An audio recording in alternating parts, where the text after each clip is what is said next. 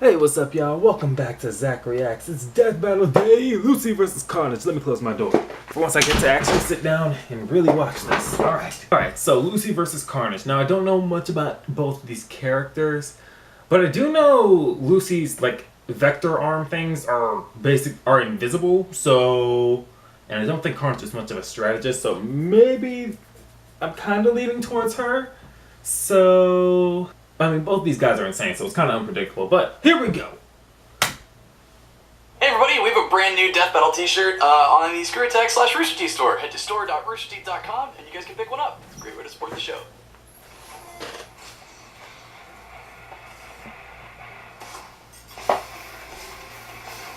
If my ex-wives have taught me anything, it's that there's no What real in the limit to heck? crazy. Like Carnage, Marvel's dangerously insane psychopath. Or Lucy, the messed up murder lady from Elfin. Elfin lead. It's German. Yeah, whatever. He's Wiz and I'm Boomstick. And it's our job to analyze their weapons, armor, and skills to find out who would win a death battle.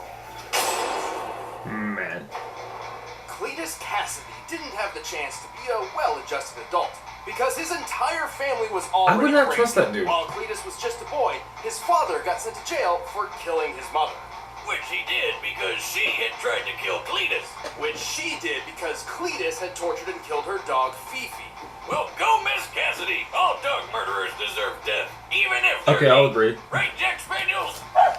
Good boy. Oh, and Cletus murdered his grandma too. Oh, for fuck's sakes. She's kind of a bitch. He didn't stop there and Queen's wound up Carnage burning down believes his his mother own died orphanage. protecting him Years from his later, father, he was finally however, his arrested strong and convicted posthumous for 11 feelings. murders. You mean the 11 Aw. murders they knew about?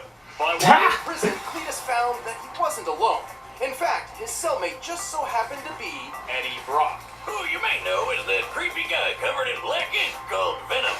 That ink is actually a symbiotic alien known as a Clintar.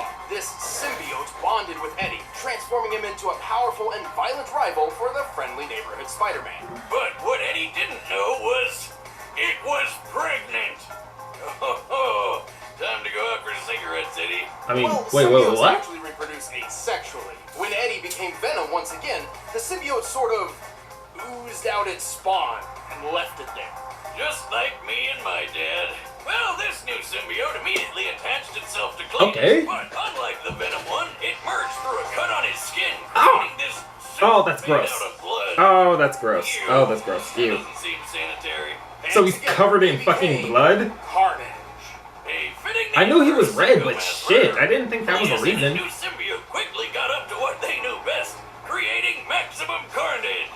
Remember that game? It was great. And I with like his Venom new because the superpowers, symbiote he shares was the a perfect vicious unit. force to Oh, reckon with. no. He has the same superhuman strength, speed, and durability as Venom, and supposedly even greater, like a Venom 2.0. He can shapeshift to make all sorts of killer weapons, like axes, swords, and spikes. He can even rip those weapons off himself or launch them at his victims. Have you ever tried ripping your fingers off and throwing them at people? Because that's just kind of what Carnage does. The symbiote can also reach out with dozens of chaotic, blood-soaked tendrils, perfect for strangling the people he Oh, doesn't that's- want to see anymore. With a single touch, Carnage can infect a person with a portion of his symbiote, controlling or torturing them at his leisure. He has unbelievable regeneration, and even if somebody finds a way to disable his suit, the Carnage symbiote lives inside his bloodstream and can come back out through something as meager as a paper cut. Also, the symbiote literally so sees gross. everything around it. It's kind of like wearing a suit made of eyeballs. But let's say you're able to dodge his projectiles, outrun the tendrils, and get out of sight from the eyeball suit. You're still not safe. He will catch you, because he can sprout wings and fly. What the hell? Since when? Since realizing that shapeshifting is a really, really useful ability. Oh, So fuck. he's able to fly, he's totally aware of Ah! everything around him, and he's full of blood? This guy's like a giant mosquito of death. Sure. Carnage has said he's I mean, at I wanna least see 10 mosquito. times faster than the average man. But that's pretty modest, because Venom has shown he can move fast enough to catch up to a bullet after it's fired. And Carnage is frequently shown to be as fast or even faster than him. This puts Carnage over 1,500 miles per hour, over twice the speed of sound. Travel He's 2 lifted miles a in mere 50-ton seconds. tank, and he can overpower Spider-Man, whose best supported strength feat was lifting that giant machine thing that weighed as much as a 1965 locomotive. Which Carnage would put it around 130 tons. Shit. And you know those weird tendril things crawling around his body? When he wanted to find a missing journalist in New York, he climbed to the top of the Empire State Building and just stretched them all out over the city. He found her by this coastline, and this building nearby looks a lot like the consolidated Edison plant between 14th and 15th Street. That's about 2 miles away. And as a thank you for saving her, she shot Carnage in the head. Well, fine. Save your own ass next time, lady. Hey, it was fine. Carnage's durability doesn't come from a sturdy build. Instead, his form is malleable and somewhat fluid. Technically, his human body still exists somewhere in that mass of blood, flesh, and writhing None of that tentacles. makes sense. But even when he's hit by a train, struck by missiles, or blasted apart by a tritium bomb, he can always just pull himself back together. So long as there's a piece of him still around. Given the size of that blast, it looks like Carnage survived a blast worth 125 tons of TNT. Very impressive. Also, he once...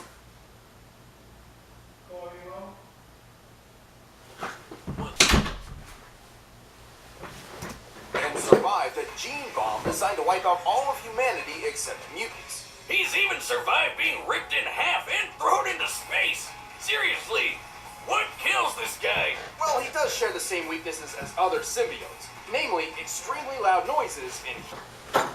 Okay. Sorry about that. Let me put this in. Well, until he traded the sound one for a weakness against some Cthulhu-looking magic.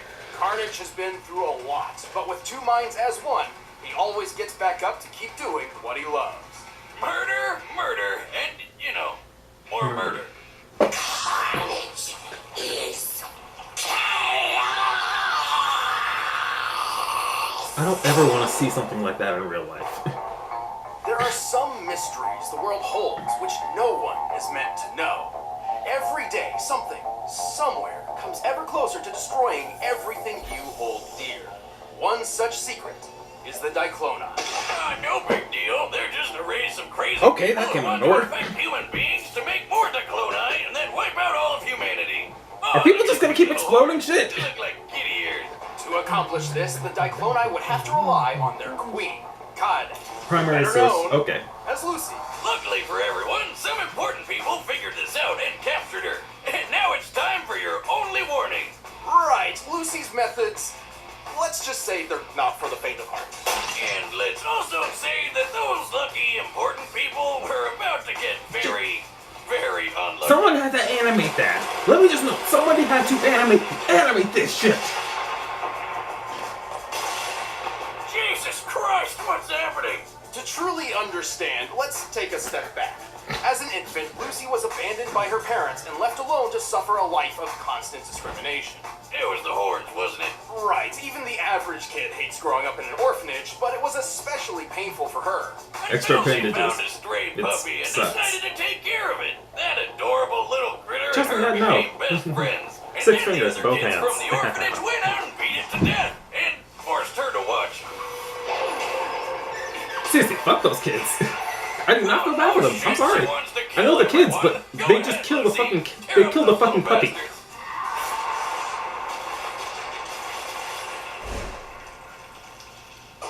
Oh, Shit. damn. This was the first time Lucy unleashed her psychokinetic vectors. As a Diclonius queen, Lucy is meant to use these vectors to infect ordinary human beings with the Diclonius virus. Oh, but she uses them for so much more. For simplicity's sake, think of the vectors as invisible arms which can sprout from Lucy's back. Lucy can use up to 28 vectors with a normal range of about 6 to 7 feet. When she gets really serious, her horns grow and the vectors get way longer and stronger. She can vibrate her vectors at different frequencies, and each level of vibration has different effects.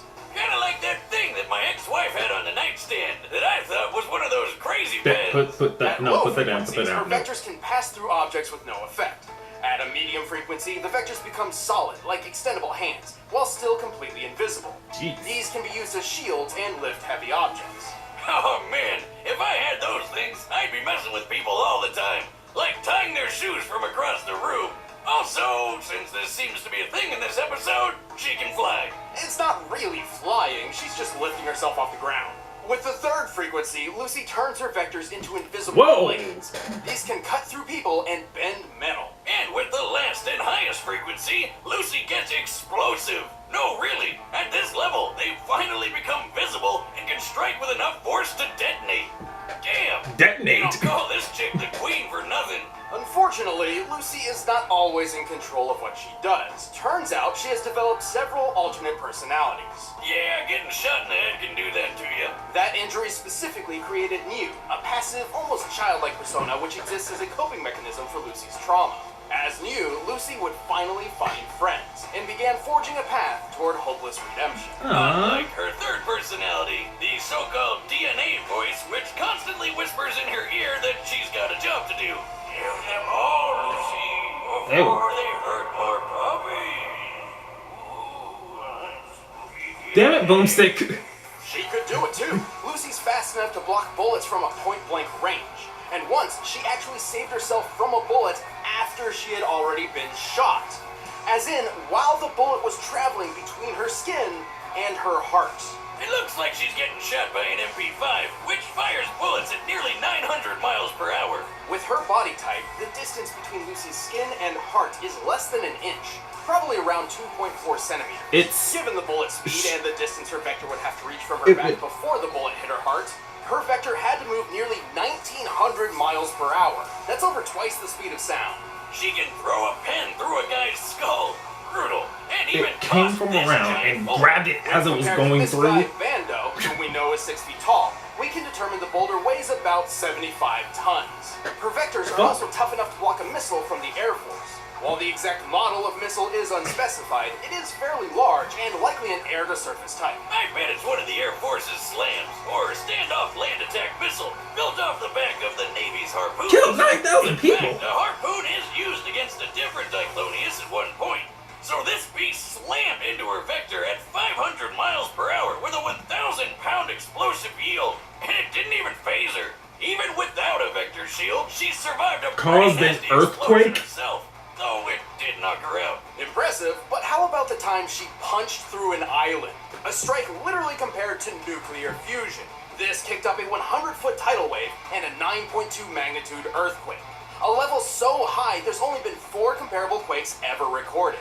Her vectors can be as wide as buildings and reach into outer space. Except that's about when Lucy reaches her limit. Right. As a Diclonius, Lucy has a few severe weaknesses. Her vectors can be nullified if she's struck in the forehead, or if one of her horns are broken. Also, if Lucy pushes herself too hard, she starts to melt. Kinda like ice cream out in the Texas sun. It's not pretty. She's just a big puddle of goop with a face, but she's still a total badass, even at her meltiest. While suffering agonizing pain, she was capable of single-handedly halting a massive military threat, while healing and protecting the person she loved most. Perhaps redemption wasn't so hopeless after all. Hey, let's watch her kill some more people.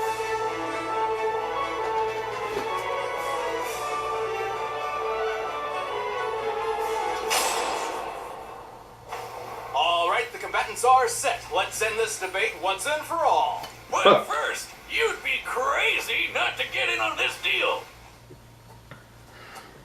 By now, you've probably heard of Blue Apron. Yep, I have. Meal kit delivery service in the U.S. What did you know about? So, that was bloody. And I think I'm still gonna stick with Lucy, cause Jesus Christ. Seriously, the bullet was already in her fucking chest and it came around and just grabbed it before it hit her heart. Like, seriously? It came from around her chest, reached inside and grabbed it before it got to her heart. That's like Venom's fast. Carnage is probably just as fast as Venom, and if not a little bit faster. But that's some high reaction speed right there. Like, damn. Plus they're surviving an island. I'm going for Lucy. I'm going for Lucy. You know, I'm loving the hand-drawn stuff they're putting in. What's his name? Luis? I think that's his name. I think he's the one who did the Samurai Jack hack one. Who did the hand drawing? Yeah, gross.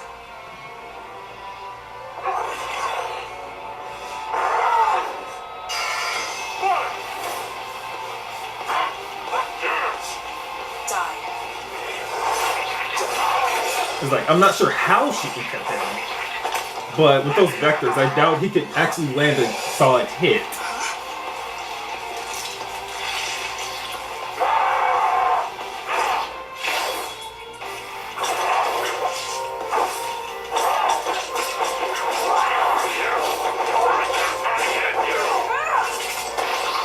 Jesus!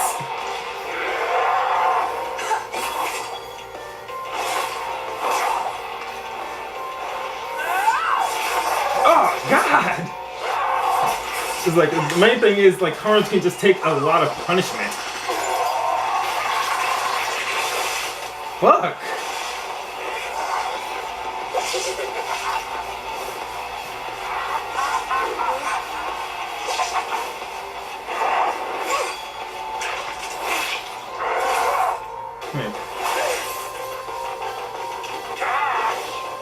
It's like, I feel like she'll be too fast for him to actually land a solid hit on her.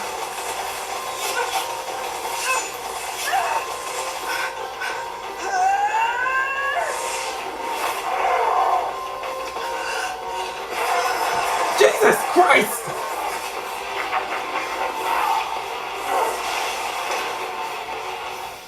It's me. You bleed. Carnage is starving.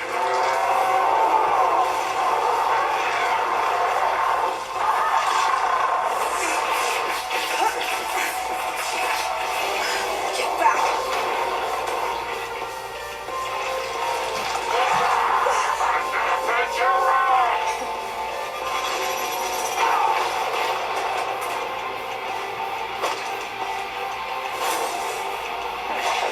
Does it hurt yet? Don't worry. Jeez! Blood in your misery. Oh! Oh! Did she do it?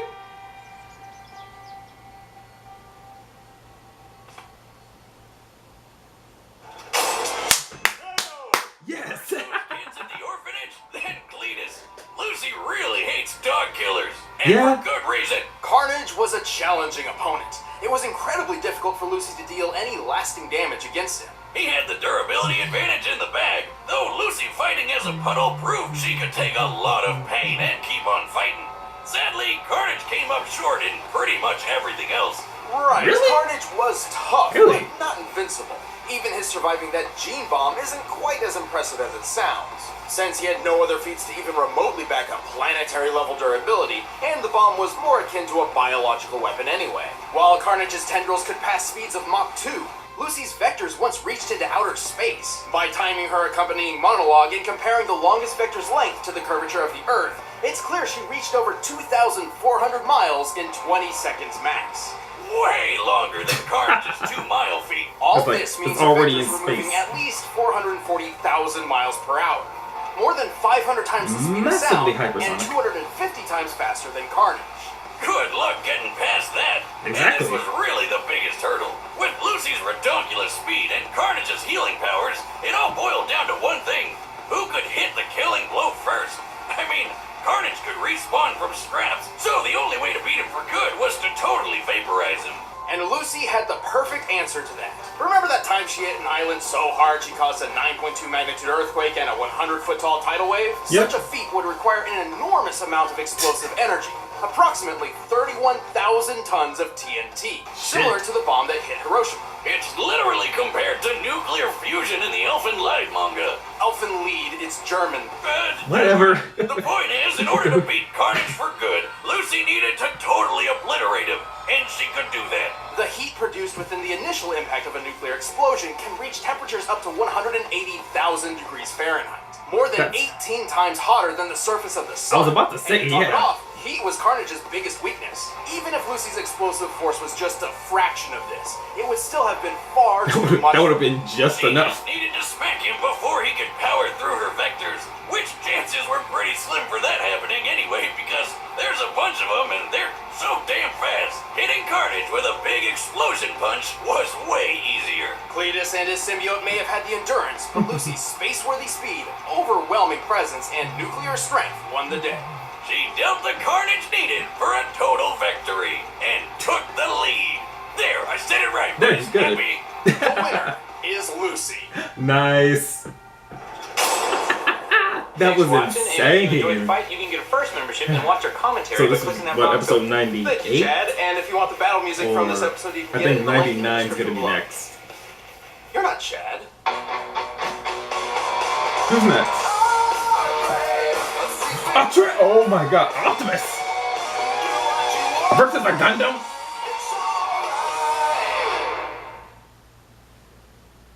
Optimus versus a Gundam? Oh my god, yes! I've been wanting to see another giant robot fight and I'm in it. Oh!